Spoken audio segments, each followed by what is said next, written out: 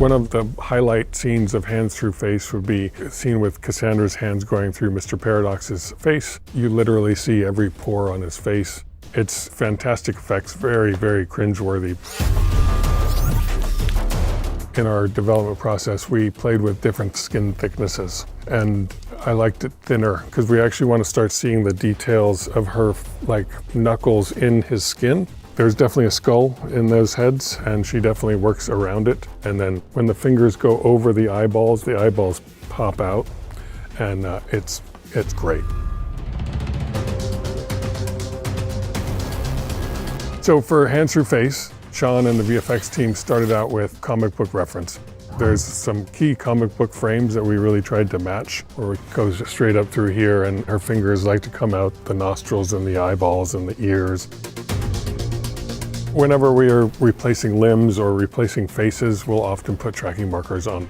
Emma's hand has to go somewhere, so we would just put it off to the side or this side or out of frame. Then we would do clean plates on the day to clean up the arm or the hand. And then in post, we would do a fully digital hand and arm, and then into a mostly digital Matthew McFadden face. Then we go into detailed animation, and that would be getting the details of the fingers, sliding over the skull just right, getting it over the forehead and dipping into the eye socket, that kind of thing. And then we go into a final detailed sculpting and creature pass, and that's where you really would figure out, like if she was wearing a ring, you would see the ring in there or the knuckle. Ring, please. Oh my God. Our heroes go to Cassandra's lair twice. The first time they go, that's when Cassandra meets them all and when she puts her hands through Deadpool's face. The second time they go, we call it the assault, and it's the big battle near the end of the movie. That's when Wolvie gets his hands through face routine. What's going on in here?